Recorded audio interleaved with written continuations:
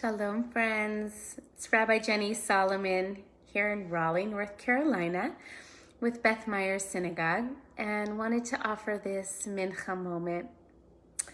So we are in the Torah portion of Matot-Masei, nearing the very end of the book of Numbers, and it really recounts in many ways the stages of our journey out of Egypt, and in fact recounts some of the many places from Sukkot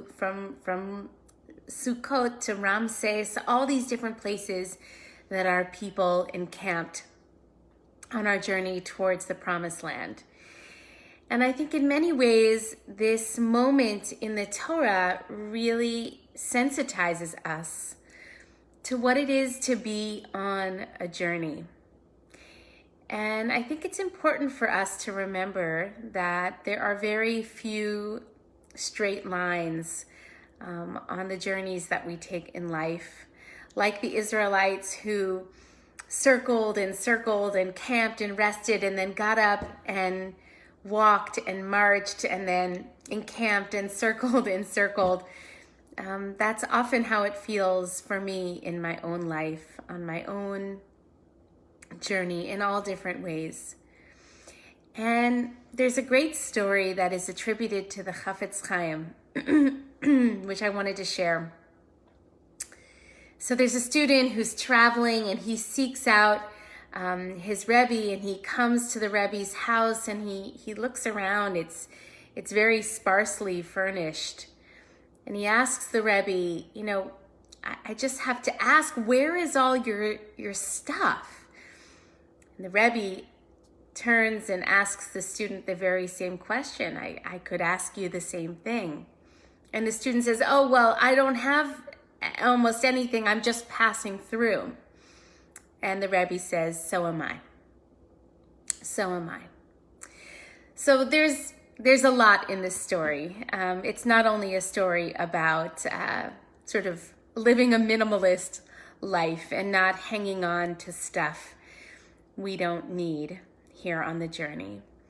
But for me, it's also just a reminder that our time here is limited, and that we ought not to hold on to too much as we make our way from one point in the journey to the next.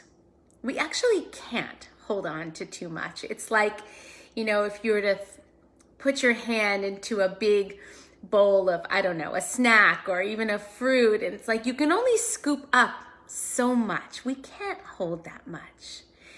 And I would say the same thing about our hearts. They can just only hold so much. Our minds can only hold so much. So I take as a blessing and an opportunity to practice in my meditation, in my prayer, in my embodied practice. Where can I set down some of the old baggage or some of the things that I no longer need that don't serve me on the journey? Those may be memories. Those may be lessons learned. That might be leftover hurt. But those things are not things that I want to carry for the next leg of the journey. So we have to metabolize our baggage, our stuff that we carry around.